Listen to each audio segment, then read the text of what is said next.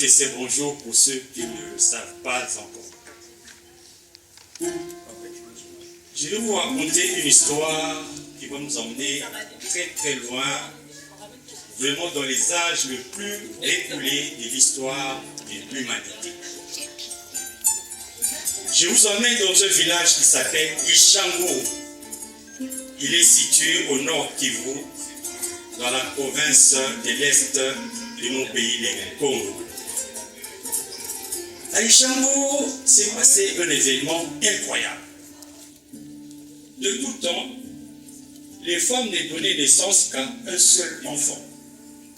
L'avènement des premiers jumeaux a été un séisme qui a bouleversé la vie d'un petit village appelé Ishango. Pour la première fois, une femme a accouché de 2 enfants, un seul ventre, 2 enfants.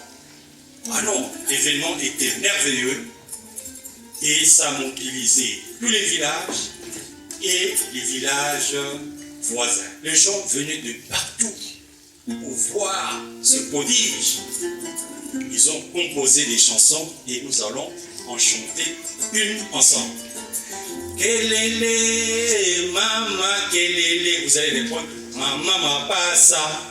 Quand je dis kelele, mama, kelele, maman, pas ça, vous répondez ensuite.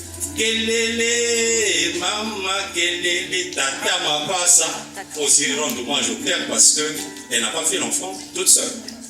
Kelele, mama, kelele, mama. Kelele, mama, kelele. Ikumoko bana mibale kelele. Ikumoko bana mibale kelele. Donc, Ishango était un petit village et les gens sont venus de très très loin. Il y a des gens qui ont marché sur des milliers de kilomètres pour voir ce prodige-là. Et les parents sont devenus des stars. Les enfants sont nés stars. Chacun voulait les toucher. Et finalement, les parents n'avaient plus de vie intime. Cette impulsion. Imagine la vie des stars. Chacun va voir la signature de Nuno Mendes, des ballons d'or. Hein? Finalement, les paparazzi, donc, ils étaient embêtés et les parents ont fomenté le complot de s'enfuir de cette grande cité qui était devenue Ishango pour trouver la paix. Une nuit de pluie, le papa avait fabriqué un engin sous forme de chenille qui pouvait ramper sur les herbes en même temps flotter sur les eaux.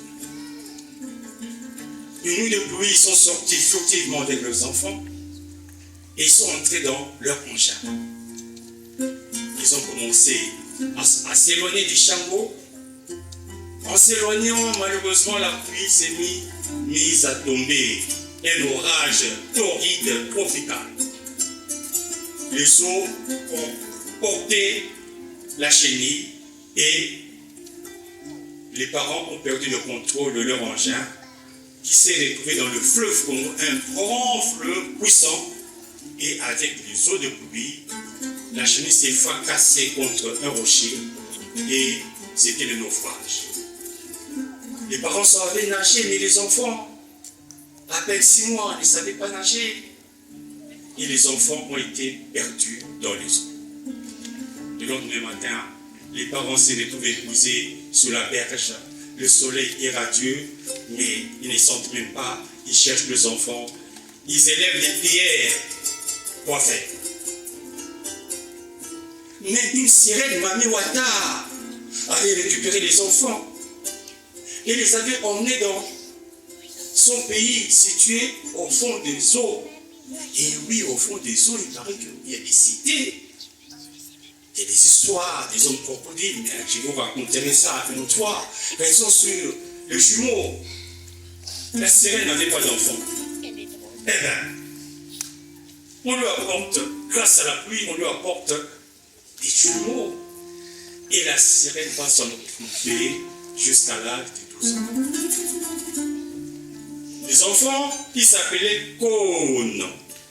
K-O-N apostrophe et Ngo L-G-O. Donc les enfants ont grandi avec la connaissance d'avoir un seul parent, une parente. En l'occurrence, Mami Wada, la sirène. À partir de l'âge de 12 ans, ils ont commencé à faire des rêves. Ils voyaient des graines tourbillonner dans la poussière, des graines colorées, rouges, noires, des graines vertes, des graines jaunes tourbillonner, et ensuite prendre forme humaine. Et ils entendaient des éclats de rire, des voix. À 13 ans, les rêves se répétant, les jumeaux, pour la première fois, se sont parlé, ils se sont dit non, c'est pas possible. Ce n'est pas notre pays ici. Ils sont partis demander à Mami Wada, très triste. Elle a dit, je suis votre unique parente. Les enfants ont dit, pas question. Et un jour, profitant de la distraction de la sirène, le jumeau avait fabriqué un jeu qu'on appelle Mola et qu'on appelle Awele en Afrique de l'Ouest. C'est un jeu, en fait, ça peut être un engin. À travers ça, ils ont sillonné une rivière sous-marine et cette rivière remontait au niveau du fleuve Congo et c'est comme ça qu'ils se sont retrouvés dans la civilisation. Le récit est très long. Dans ce livre, vous aurez tous les détails. Mais ce qu'il faut savoir, Kon et Go, à travers ce jeu, vont être les inventeurs des mathématiques. Le Congo est un pays de mathématiques. À Ishango, il y a des bâtons qu'on a découverts il y a 20 000 ans et ce sont les premières traces mathématiques dans l'histoire de l'humanité. Donc le Congo n'est pas seulement le pays de la rumba, il est aussi le pays des mathématiques. Alors, rumba, parlons rumba. La rumba, en fait, le mot lui-même est un mot mutant. Parce qu'en réalité, il s'agit de Pumba. Pumba, c'est le nombril. Donc, la danse Pumba, c'est une danse des amoureux qui se dansent nombril contre nombril. Et c'est comme ça qu'après, on appelle ça rumba quand c'est parti à Cuba pour revenir. À l'origine, c'est un mariage des percussions des tam-tams et de l'ikembe sanza. C'était des orchestres séparés. Les orchestres à percussion et les orchestres à instruments aigus, l'ikembe, genre de guitare traditionnelle. Donc, il y a un homme qui s'appelle Joseph Kabasele, un génie, alias Bankale. Il a associé harmonieusement les percussions et la guitare moderne pour créer le rumba dans les années 1950. Et aujourd'hui, la rumba congolaise est inscrite au patrimoine universel de l'humanité. Donc, Ndombolo Hills, le Ndombolo est une danse qui est une variante de la rumba, beaucoup plus dynamique. Mais le Congo, pays de la rumba, est aussi un pays de grands hommes. Il y en a beaucoup, mais je vais retenir deux. Un, le premier s'appelle Simon Kimbangu. C'était un prophète. Dans les années 1920, le Congo est colonisé par la Belgique. Kimbangu dit non, j'ai fait un rêve. Ce pays sera indépendant. Kimpanza. Ah non, eh bien je ne sais pas possible. On a effacé la mémoire de ces gens. Comment lui peut penser à l'indépendance? Ils l'ont jeté en prison pendant 30 ans. Mais aujourd'hui, à travers son nom, il y a une grande religion chrétienne qui s'appelle Kimbanguisme à travers Simon Kimbangu. Le deuxième grand personnage du Congo à retenir s'appelle Patrice Emery Lumumba. Il est Premier ministre en 1960. Les Belges voulait donner un semblant d'indépendance aux Congolais avec un conseil belge derrière chaque ministre, de telle manière que les Belges aient le véritable pouvoir et les Congolais un pouvoir de comédie, de théâtre. Lumumba dit non, ce n'est pas ce qui était convenu. Il a été, son sort tout le monde connaît, et les enfants, je ne veux pas les traumatiser. Mais qu'est-ce qui se passe quand Lumumba est assassiné? Ses amis aussi sont neutralisés et à la fin, à partir du 17 janvier 1961, fin du parcours de Lumumba sur la terre, le Congo est dirigé par des gens qui ont peur et qui sont à genoux devant les colonisateurs et leurs amis. Mais pourquoi ce pays-là a toujours eu des problèmes? On dit que le Congo est un scandale géologique. J'ai horreur de ce mot. Scandale géologique pour dire que le Congo a trop de richesses en minière. J'ai horreur de ce mot scandale géologique. Le Congo est un scandale tout court. C'est un scandale comme mais là, puis mon père, Jacques Dambanza, mon père m'a dit, tout doit faire tout, mon couteau yanguba. Cela signifie, la souris est morte de faim dans un sac d'arachide. Incroyable! Comment une souris peut mourir de faim dans un sac d'arachide? Et nos ancêtres étaient des gens très rigoureux. Tu ne peux pas manger des cacahuètes si une souris est décédée dedans. C'est peut-être empoisonné. Ils ont fait l'autopsie, ils ont vu qu'en fait, la souris était morte de faim. Pas une graine. Comment expliquer cela? En fait, le projet de la souris en entrant dans le sac, c'était de manger les arachides. Mais comme elle avait peur, sa queue bougeait. Dès qu'elle voulait manger, sa queue bougeait et ça faisait du bruit avec les crossets d'arachide. Et elle restait quoi? Elle ne bougeait plus. Des jours et des jours, affamée dans le sac d'arachide. La souris est morte de peur dans le sac d'arachide. C'est ça le scandale du Congo.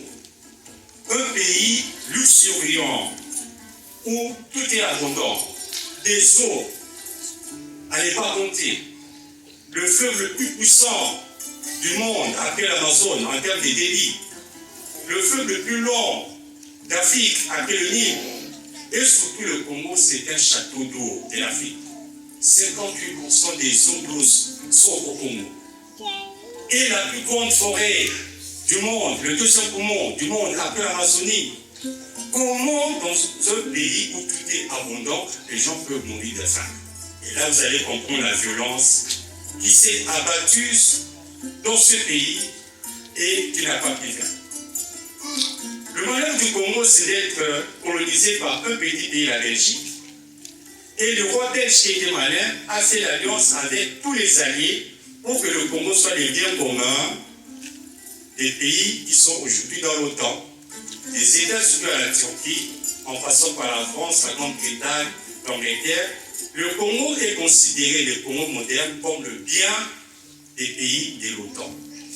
Et le Congo a payé un lourd tribut dans toutes les révolutions industrielles. Pour la révolution automobile, on avait besoin de caoutchouc pour faire des pneus.